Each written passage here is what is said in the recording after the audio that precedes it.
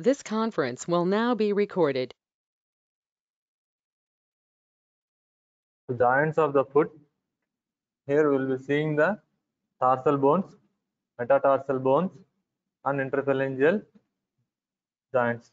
So between the phalanges, interphalangeal joints, between the metatarsal and phalanges, metatarsophalangeal joints, and between the tarsal bones and the metatarsal, we see the metatarsal joints, and then between the cuboid and the talus, calcaneocuboid joint. Then between the navicular and the cuneiform, we see the cuneo-navicular joint. Then between the talus and the navicular, we see the talo-navicular joint. Then between the subtalus, below the talus and the calcaneum, subtalar joint. So these are the joints.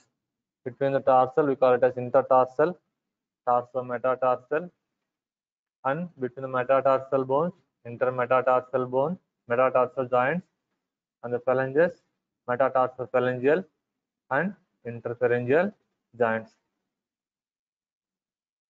Now going to the individual joints that is present between the intertarsal joints. One is subtalar joint, that is called as talocalcaneum joint. Next, talocalcaneum navicular joint, calcaneocuboid joint. Next, midtarsal joint. What are the intertarsal joints? These are the main joints. If they ask you for the joints of the foot, or subtalar joint is the important short notes. Among the joints of the foot, the subtalar joint is the important short notes. Subtalar joint or talocalcanean joint. Next is talocalcanean navicular joint, calcaneocuboid joint, transverse midtarsal joint. Before going to the joints proper, just have a nutshell view of the, or just how the bones look like in the foot. Talus bone. This is, I have already told you in the previous class, it will have a head, neck, body. The medial side comma shaped facet. Superior surface is trochlear, whereas the lateral surface is triangular. It bears a triangular articular facet for the malleolus. Okay, but here remember this small sulcus like one structure on the inferior aspect of the talus bone. We call it as sulcus talli. Sulcus talli.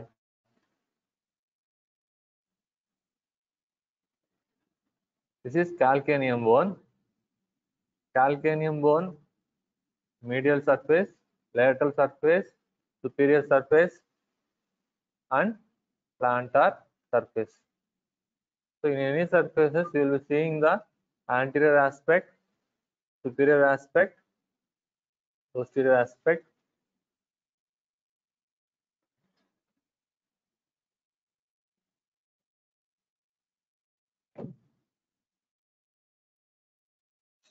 So the facet means just the articular surface. So anterior facet, posterior facet. Okay, and the middle facet. And remember this sustentaculum talli. Sustentaculum talli. On the, when you see from the superior surface, on the medial side, we will see a projection like on the middle side, we call it as sustentaculum talli.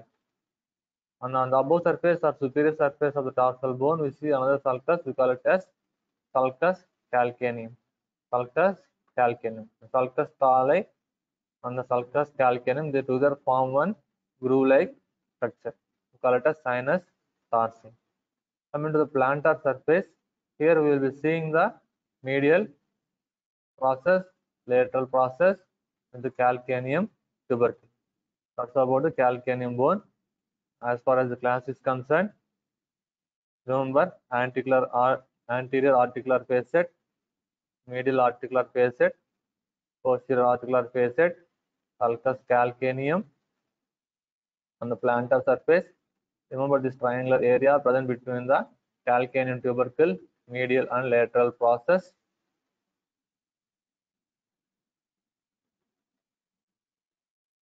And the superior and medial and lateral surfaces. On the medial surface, especially we will be seeing the sustentaculum talli. Sustentaculum talli. And this is the calcaneal tuberosity with peroneal tubercle on the lateral aspect. These are two bones especially. Next is articulated foot in the lateral aspect. So tibia, fibula is missing here.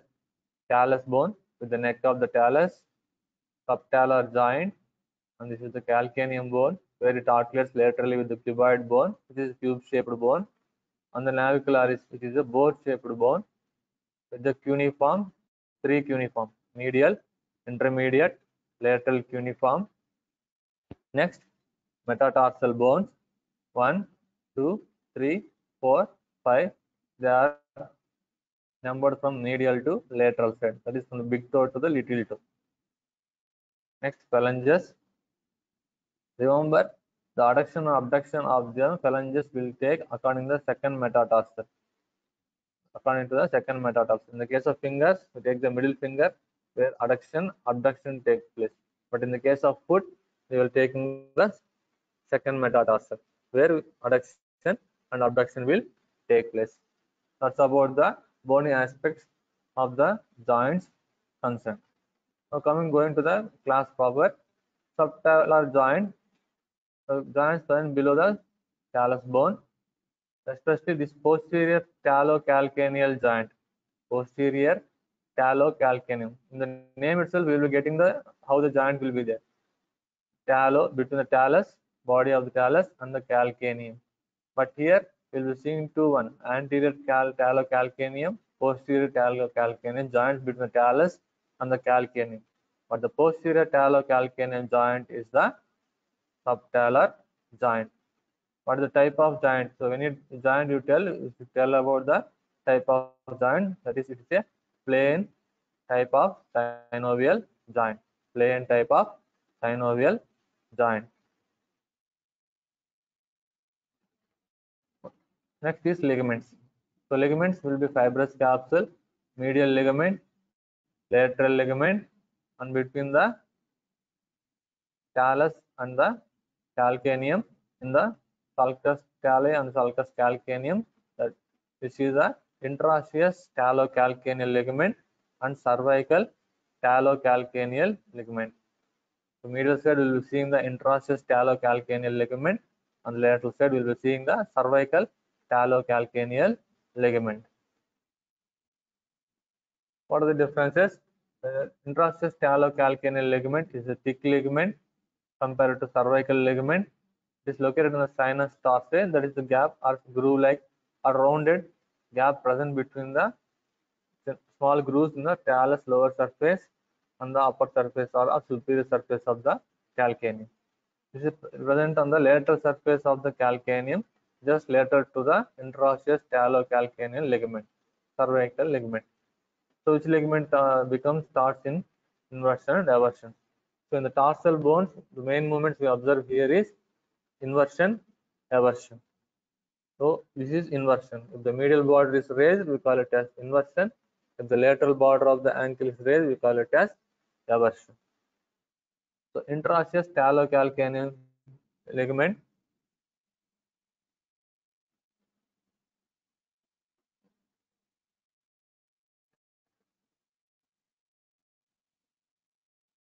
Sorry for interruption. The interosseous talocalcaneal ligament, cervical ligament. Cervical ligament is present on the lateral aspect, so it becomes taut during inversion of the foot. Interosseous talocalcaneal ligament is present on the medial aspect. It becomes taut during eversion. Taut during eversion. That's about the three ligaments of the subtalar joint. This is the location of the interosseous talocalcaneal ligament on the medial aspect. The cervical talocalcaneal ligament extending from superior surface of calcaneum entering into the neck of talus. Next is talocalcaneonavicular joint. In the name itself, what are the bones participating in the joint? Talus bone, calcaneum bone, navicular bone. So calcaneum bone anterior aspect, superior surface, and talus near the neck of the head and neck of the talus, along the navicular, the posterior surface of the navicle. So near the head of the talus, anterior superior aspect of the calcaneum bone, posterior articular facet of the navicular bone. They form the talocalcaneonavicular joint. The type of joint, it's a type of ball and socket type of joint. As the three bones are articulating, it's a compound type of articulation. Compound type of articulation. So, apart from these bones, it also fit into the spring ligament. Spring ligament, potentially very short question. Before going to spring ligament, what are the main ligaments apart from spring ligament? You see, so on the plantar aspect, you see the plantar calcaneonavicular ligament extending from sustentaculum tali anterior margin to the posterior border of the naviculum and also to the navicular tuberosity. So the plantar calcaneonavicular ligament, we call it as spring ligament. Next, plantar calcaneocuboid ligament, we call it as short plantar ligament. Thus, the ligament extending from the long plantar aspect to the metatarsal basis, we call it as long plantar ligament or spring ligament. That is plantar calcaneonavicular ligament. The ligament present on the plantar aspect extending from the calcaneum bone anterior margin of sustentaculum tali to the navicular tuberosity and also articular margin. It is covered by tibialis posterior, flexor hallucis longus, flexor digitorum longus. What this main function means? It maintains the medial longitudinal arch. Medial longitudinal arch. So spring ligament extends from the anterior border of the sustentaculum tali from the calcaneum to the navicular tuberosity and also from the posterior border of the naviculum. So here is the plantar calcaneonavicular ligament where it is crossed by the tendons tibialis posterior, flexor digitorum and other vessels and nerves. So that completes the talocalcaneonavicular joint and subtalar joint. Moving to the other joint, calcaneocuboid joint. Subtalar joint is a plain cervical joint. Next, talonavicular joint is again ball and socket type of joint, whereas calcaneocuboid joint, it is a saddle type of joint. Saddle type of joint, as similar to other joints, it will be having a fibrous capsule, lateral limb, long plantar ligament, short plantar ligament. So this is the lateral view of the dorsum of the foot, where between the calcaneum anterior aspect and the cuboid bone, we are seeing the calcaneocuboid joint. Calcaneocuboid joint.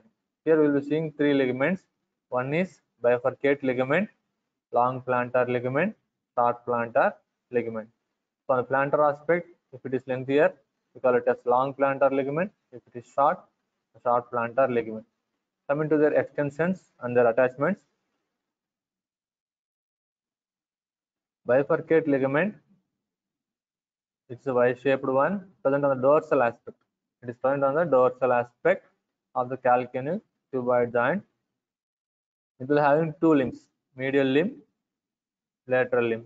Medial limb will be attached to the navicular bone from the superior aspect of the calcaneum to the dorsolateral aspect of the naviculum. Whereas lateral limb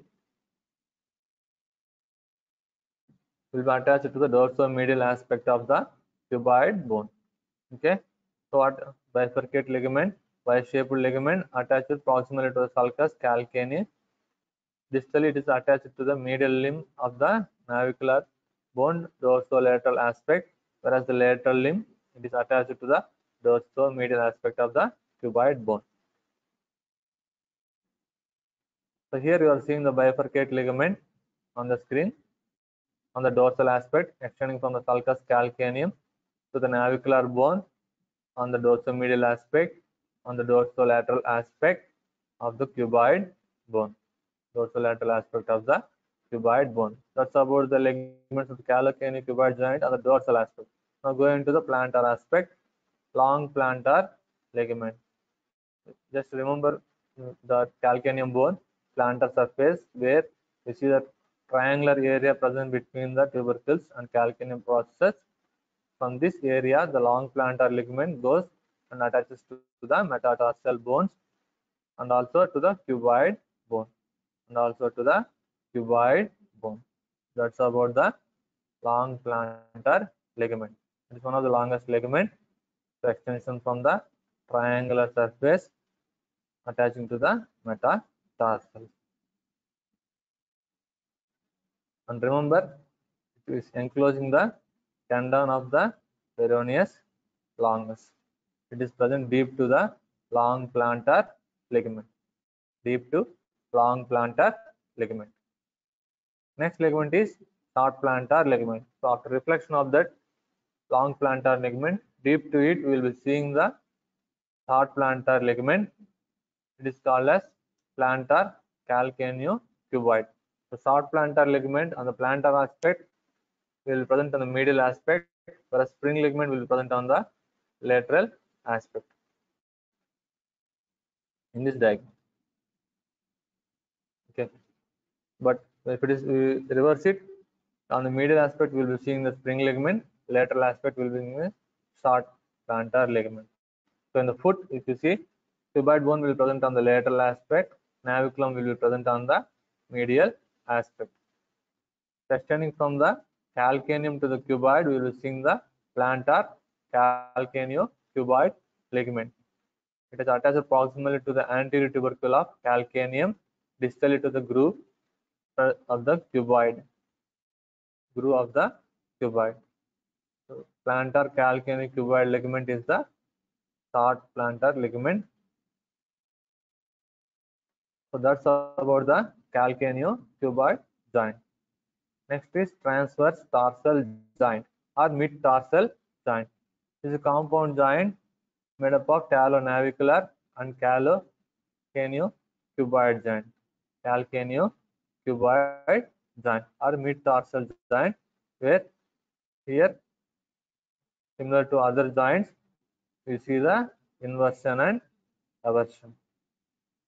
So inversion and eversion of the foot, the tarsal joints mainly taking part is subtalar joint, talocalcaneonavicular joint, transverse tarsal joint, or mid-tarsal joint. So what is the main purpose or significance or any use for this movements at this joint is its help in walking over the uneven surfaces. The adjustment of the foot over walking into the uneven surfaces is the main function of the inversion and eversion of the foot and this joint. So these are the inversion and eversion movement. The medial border of the foot is raised and the sole faced medially, we call it as inversion. If the lateral border of the foot is raised and the sole faces laterally, we call it as eversion. And remember, in inversion there will be plantar flexion. In the case of eversion, there will be dorsiflexion of the foot. This is a table explaining about the range of motions off the ground and on the ground. When it is off the ground, the range of motion is more. When it is on the ground, the range of motion is less. So inversion, there will be three aspects. Three aspects in the movement are: one is, in the case of forefoot, there will be adduction, lateral rotation of forefoot, and plantar flexion of the ankle. Adduction, lateral rotation of forefoot, and plantar flexion of the ankle. In the case of eversion, abduction of forefoot, medial rotation of the forefoot, and dorsiflexion of the ankle. That's about the inversion and eversion. So three aspects will be present in inversion and eversion. Adduction, either medial adduction or abduction, medial rotation or lateral rotation, plantar flexion or dorsiflexion of the ankle. What is the axis along which this tarsal movements or inversion and eversion takes place?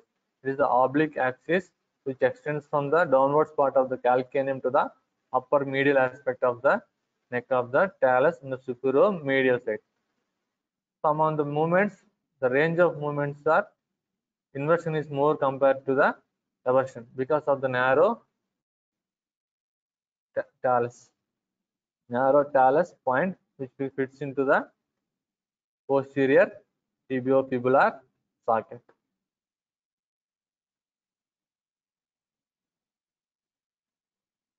So important questions in the upper limb like that superior inversion, supination, pronation. Here the muscles causing inversion and eversion, they will ask in the class. Inversion is by the tibialis anterior and tibialis posterior, whereas eversion is by the peroneus longus and peroneus brevis. Accessory muscles are flexor hallucis longus, flexor digitorum longus, eversion peroneus sericius. They will compulsorily ask you what are the inversion muscles, eversion muscles. You already know the lateral compartment muscles, you write them. But in the case of inversion, you write the anterior compartment muscle, tibialis anterior, and in the posterior compartment muscle, tibialis posterior. So tarsometatarsal joints, metatarsophalangeal joints, interphalangeal joints.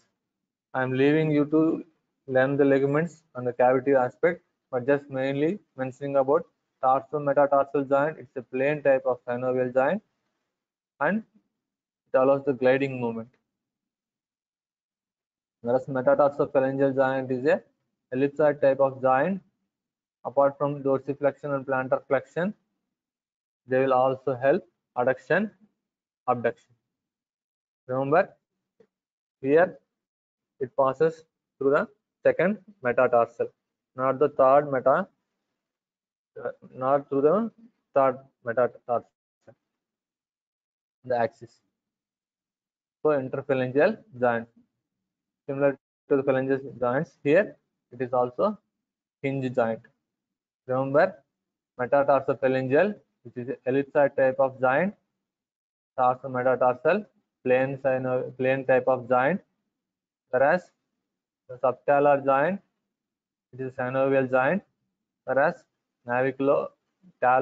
calcaneonavicular joint is a ball and socket type of joint. Ball and socket type of joint.